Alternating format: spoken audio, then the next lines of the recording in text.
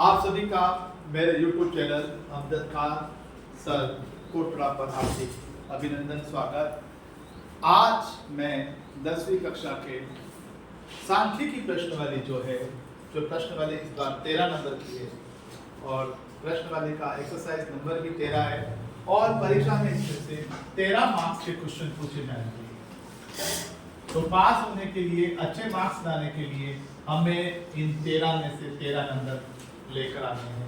इसी कड़ी के अंदर इससे पहले मैंने समांतर श्रेणी का वीडियो बनाया था और कुछ नए वीडियो भी बनाता हूँ। अभी मैंने सांख्यिकी को लेकर मैं ये वीडियो बनाने जा रहा हूँ और मेरा आप सबसे अनुरोध है कि आप इस चैनल को लाइक करें, सब्सक्राइब करें और शेयर करें अपने दोस्तों के साथ और अन्य विद्यालय के ग्रामीण बालकों को भी शेयर करें ताकि वो इस वीडियो से कुछ सीखें। और यहाँ पर ये वीडियो बनाने का मकसद यही है कि बालक आराम से मैथमेटिक्स को ग्रामीण परिवेश में सीख सके और उनकी कुछ लैंग्वेजेस में जो बातें हैं, हम यहाँ पर जो स्थानीय भाषा है उसका भी प्रयोग करते हैं और हिंदी भाषा के साथ साथ अंग्रेजी भाषा का भी प्रयोग करते हैं ताकि बच्चे को जल्द से जल्द समझ में आए। तो शुरू करते हैं। आज हम अपना चैप्टर नंबर 13 है, वो है सांख्यिकी, स्टैटिस्टिक्स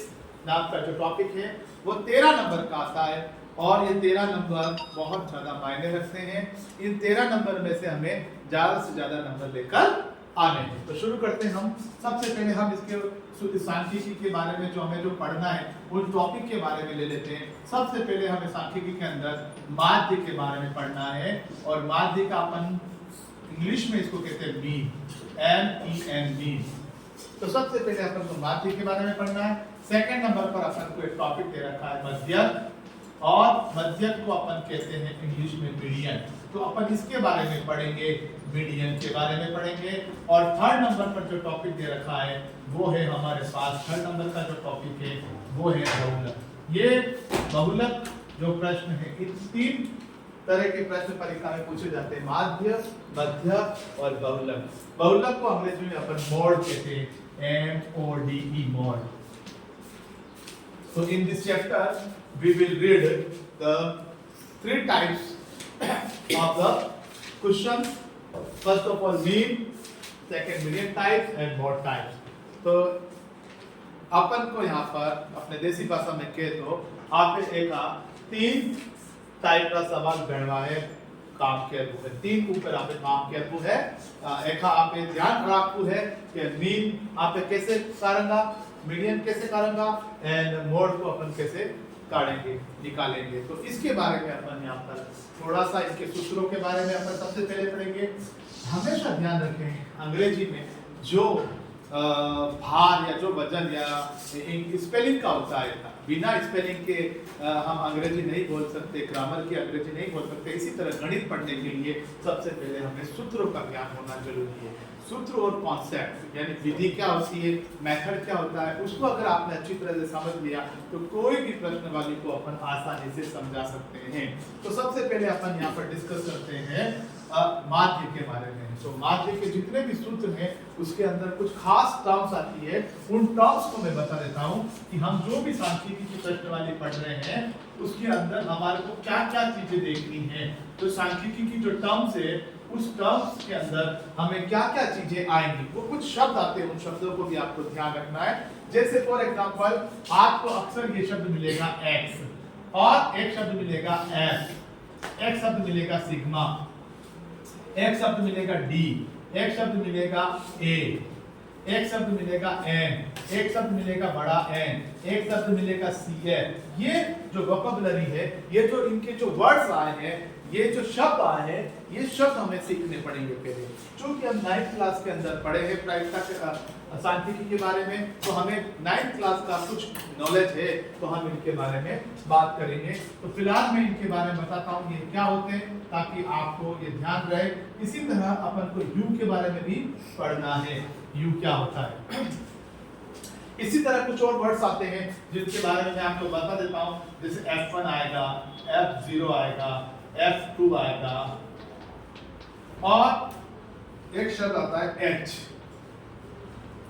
एक शब्द आएगा एल आएगा, एक आएगा आपके पास n/2 आएगा, यानी n/2 का मान कैसे निकालना है, बस इनके अलावा अपन को कुछ भी नहीं याद रखना है। अब मैं आपको इनके बारे में बताता हूँ। जब कभी x आए तो वो x क्या होता है। x का मतलब जैसे अपन कहते हैं डाटा, इंग्लिश में कहते हैं डाटा, इंफॉर्मेशन, सूचना, और ये जो भी सूचना पेपर में दी होती है, जो भी सिंगल वर्ड्स में दी होती है, सिंगल नंबर्स में जो सूचना दी जाती है उसको डाटा बोलते हैं। तो डाटा, सूचना, और इसको अपन अपनी भाषा में कहते हैं फीचर। x का मतलब फीचर होता है। और आगे समझाऊं, अगर आपको प्रश्न में दे रखा है प्राप्तांक और दे रखा है 5, 10, 20, इस टाइप से आपको कुछ दे रखा है, तो अकेला सिंगल डिजिट है 5, 10, ये प्राप्तांक के रूप में दे रखा है, तो इसको बोलते हैं अपन डाटा, और वो x का मान है। आपको पेपर में देख के समझ जाना है कि x का मान दे रखा है। अब आता है इसके जस्ट सामने, पांच में सारणी में आपको जो मान दे रखा है, यानी कोई 5 है, वो 5 कितनी बार आया, 3 कितनी बार आया, जैसे किसी व्यक्ति के 5 नंबर आए, और भी किसी व्यक्ति के 5 नंबर आए 10 में से, किसी के बच्चे के 10 में से 5 और आए। इस तरह अगर टोटल 20 बच्चे हैं और 20 बच्चों में से 5 कितने लोगों के नंबर आए, तो भाई 3 लड़के ऐसे जिनके 5-5 आए, तो x का मान 5 है, और बारंबारता जो होगी, फ्रीक्वेंसी जो होगी, f का जो मान होगा वो 3 होगा, यानी 5 नंबर 3 व्यक्तियों के या 3 बच्चों के या 3 स्टूडेंट के आए, तो f का मतलब होता है बारंबारता। अब यहाँ पर परीक्षा में भी दिया होगा विद्यार्थियों की संख्या, पेनों की संख्या, वस्तुओं की संख्या, वो बारंबारता के रखी है। अब आ जाओ सिग्मा। सिग्मा का मतलब होता है योग, समेशन बोलते हैं इसको, सिग्मा को, ये ग्रीक भाषा का वर्ड है। समेशन, सिग्मा का मतलब जोड़ होता है, योग करना, और ये हमेशा अपन चलते सारणी के टेबल के नीचे करते हैं। अब अपन चलते हैं डी का मतलब, डी को कहते हैं विचलन, और डी दो संख्याओं का अंतर होता है, x मध्यमान में से कल्पित माध्य को घटा देना, x में से a को घटाना। x क्या होता है, मध्यमान भी बोलते हैं इसको, विचर भी बोलते हैं, और a क्या होता है, कल्पित माध्य बोलते हैं। a का मतलब क्या होता है बेटा, कल्पित माध्य, आपको याद रखना है, कल्पित माध्य जो अपन मानेंगे या परीक्षा में दे रखा है कल्पित माध्य, अर्थात जिस x का मान, जिस मध्यमान की बारंबारता सर्वाधिक है, वह x का मान जिसकी बारंबारता सर्वाधिक है, या जो बीच का पद है वो मध्यमान कहलाता है, जो अपन अपनी मर्जी से मानते हैं, सारणी में बीच में से कोई पद मान लेते हैं, वो कल्पित मान कहलाता है। n का मतलब होता है नंबर ऑफ टर्म्स, पदों की संख्या, कितने पद हैं, संख्या कितनी दे रखी है, टोटल संख्या कितनी दे रखी है, वो पदों की संख्या को अपन n कहते हैं, स्मॉल n। और कैपिटल n का मतलब होता है बारंबारताओं का योग, उसको बोलते हैं सिग्मा f, यानी सभी बारंबारताओं का योग, सभी बारंबारताओं की जोड़, सभी बारंबारताओं का योग, इन सब की जो योग होता है, बारंबारताओं का योग होता है, उसको कहते हैं सिग्मा f। CS का मतलब होता है संचयी बारंबारता, जो अपन आगे निकालना सीखेंगे, पर आपको नाम याद रखना है, CS को बोलते हैं कम्युलेटिव फ्रीक्वेंसी, संचयी बारंबारता, और U का मतलब होता है, यहाँ पर अगर आपने U देखा जाए तो x माइनस a बटे h, अर्थात x में से a को घटाना है और h से उसको डिवाइड करना है। इसी तरह F1 का मतलब होता है सर्वाधिक बारंबारता, सर्वाधिक बारंबारता, जो आपको टेबल दे रखी, जो सारणी दे रखी, उसमें सर्वाधिक बारंबारता वाला कौन सा पद है, वो F1 का मान होगा, सर्वाधिक बारंबारता किस कौन है, वही। और F0 मतलब F1 से पूर्व की बारंबारता, F1 से पहले कौन आ रहा है, F1 से पूर्व की बारंबारता, वह F0 कहलाएगी बारंबारता। और F2 क्या कहलाता है, F1 के बाद की बारंबारता, F1 के पश्चात या बाद की बारंबारता, ये बारंबारता। H का मतलब होता है कितना डिस्टेंस है, जैसे अपर लिमिट और लोअर लिमिट है, जैसे आप क्या गया वर्ग अंतर दे रखा है 10 से 20, 20 से 30, 30 से 40, तो इनमें कितने का फर्क है, तो अपर लिमिट में से लोअर लिमिट घटा देना तो पता लग जाएगा वर्ग अंतर कितना होता है। तो इसको वर्ग अंतर बोलते हैं अपन, H को डिफरेंस बोलते हैं। L का मतलब होता है निम्न सीमा, निम्न सीमा, लोअर लिमिट, और n/2 का मतलब होता है सिग्मा f में 2 का भाग देना, यानी इसकी जोड़ में 2 का भाग देना, बारंबारताओं का योग का आधा करना है, बारंबारताओं की योग का आधा करना है, बारंबारताओं की योग का आधा करना, उसमें 2 का भाग देना, तो n/2 का मान। ये आपको अच्छी तरह याद रखना है टर्म। जब भी ये प्रश्न वाले शुरू करें, जब भी आप इसकी एक्सरसाइज करें, तो आपको ये टर्म्स, ये जो डिनोशन है, ये जो x, f और ये संकेतांक है, इन संकेतांकों का मतलब आना चाहिए। तो आपको मैं एक बार फिर रिपीट कर रहा हूं, x का मतलब है डाटा, सूचना, विचर, या इसी x को मध्यमान भी बोलते हैं, है ना। लोअर लिमिट और अपर लिमिट को जोड़ के आधा कर देते हैं तो मध्यमान x का मान आ जाता है। f का मतलब बारंबारता, अर्थात कोई विचर, कोई मध्यमान कितनी बार आया है वो बारंबारता कहलाती है। योग, समेशन का मतलब, सिग्मा का मतलब योग होता है, ये योग हमेशा नीचे किया जाता है। तो फार्मूले में सारणी में हमेशा ये नीचे आएगा। जहां भी फार्मूला है इसका मतलब इसकी वैल्यू पुट करनी। सिग्मा किसी के भी साथ हो सकता है, सिग्मा एफ भी हो सकता है, सिग्मा एफ भी हो सकता है। विचलन x में से a घटा देना। a क्या है? कल्पित माध्य। n क्या है? पदों की संख्या। कैपिटल N क्या है? सिग्मा है सभी बारंबारताओं का योग। CF क्या है? कम्युलेटिव फ्रीक्वेंसी, संचयी बारंबारता। U क्या है? x में से a को घटा के h का भाग देना। h मैंने यहां बता दिया, वर्ग अंतर, अर्थात लोअर लिमिट और अपर लिमिट में कितना डिफरेंस है। अपर में से लोअर को घटा देना है, यानी कि u में से l को घटा देना है, तो h का मान आ जाएगा, अपर लिमिट में से लोअर लिमिट। इसी तरह अगर बहुलक निकालना है तो बहुलक के अंदर ये तीनों टर्म्स याद रखनी है।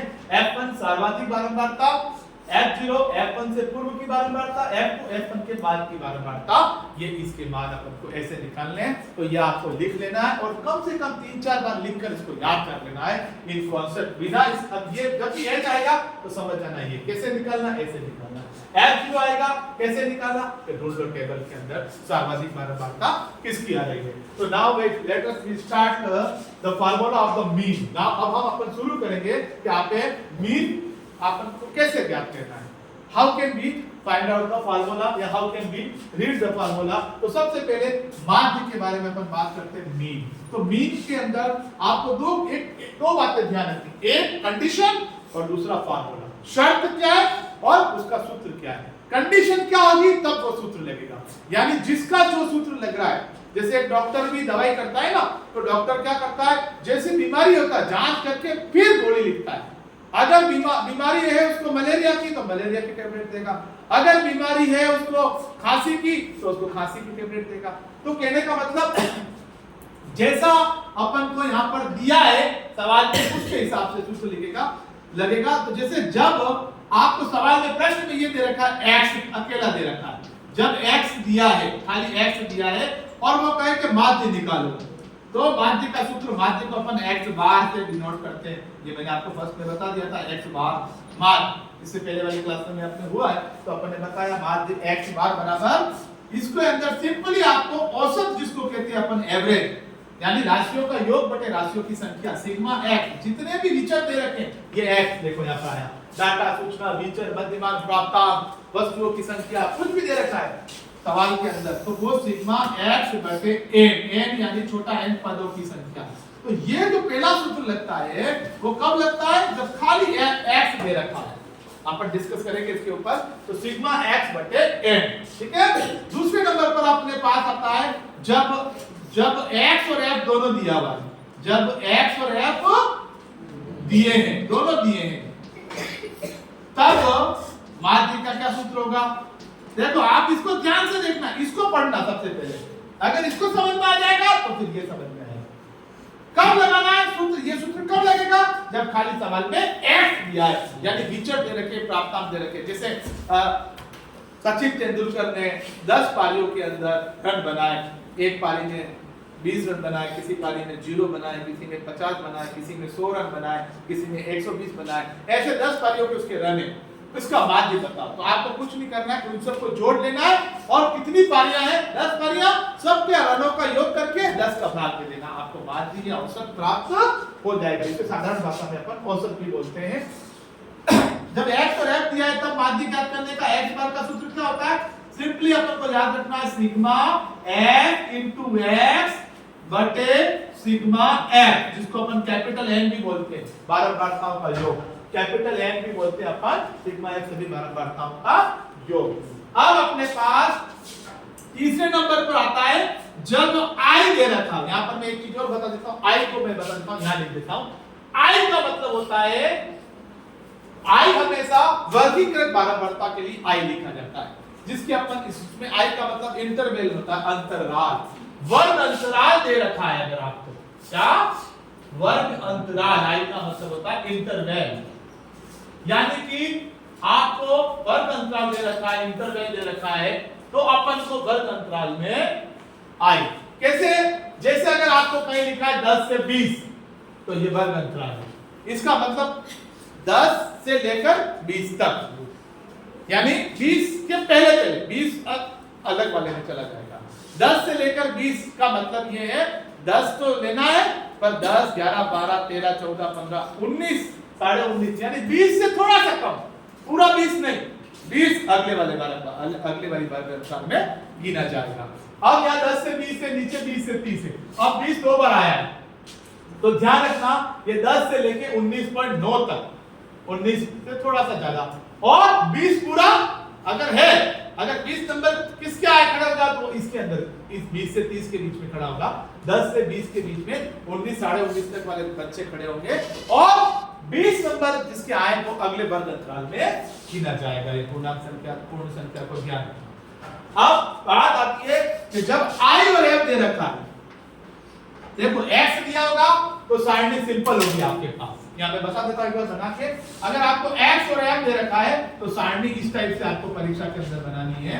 यहाँ पर लिखा होगा प्राप्तांक या फिर प्राप्तांक और या विद्यार्थियों की संख्या, जैसे यहाँ पे लिखा हुआ है नंबर कितने आए प्राप्तांक, और यहाँ लिखा होगा विद्यार्थियों की संख्या। अब आपको 5 नंबर किसके आए, ये 10 में से अपन गिन रहे हैं, किसी के 6 आए, किसी के 8 आए, किसी के 3 आए, 5 नंबर अंक जिसने प्राप्त किए वो विद्यार्थी खड़े हो गया, तो उन विद्यार्थियों में जिसे 3 खड़े हो गए, 6 नंबर वाले 4 खड़े हो गए, 8 नंबर वाले 2 खड़े हो गए, 3 नंबर वाले 6 खड़े हो गए, तो अपने पास टोटल विद्यार्थी कितने हैं, 6, 3, 9, 4, 13, 14, 15 विद्यार्थी है टोटल। ये 15 है वो एन का मान है, बड़े एन का मान, और छोटा एन क्या है, 1, 2, 3, 4, ये छोटे एन का मान 4 है, पदों की संख्या 4 है।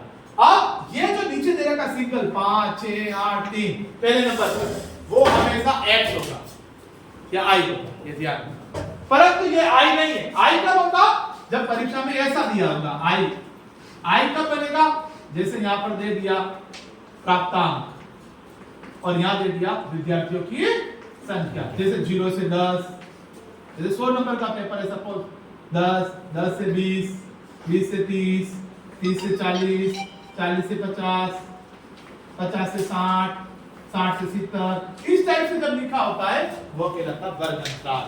अब 0 से 10 वाले खड़े हो जाओ, अगर आपके पास सपोज कक्षा के अंदर 40-50 बच्चे हैं, 50 बच्चों में से 5 बच्चे खड़े हो गए जिनके 0 से 10 के बीच में आए, पर जिस लड़के के 10 नंबर आए, अब मैंने कहा 10 से 20 वाले खड़े हो जाओ, तो अब 10 वाला बच्चा इसके अंदर खड़ा होगा, इसके अंदर जैसे 6 बच्चे खड़े हुए, जिसमें से 2 बच्चे ऐसे थे जिनके 100 में से 10 नंबर आए, 10 नंबर आए तो वो इसके अंदर खड़ा होगा, तो 10 वाला ऊपर भी खड़ा होगा, 9 तक तो इसमें खड़ा होगा, पर 10वां वाला अगली बारंबारता में गिना जाएगा। तो ये मैंने आपको बता दिया। तो आपको थोड़ा सा ये ध्यान रखना है कि x और f क्या होता है और i और f क्या होता है। तो थोड़ा सा अपन वापस पुनः चलते हैं।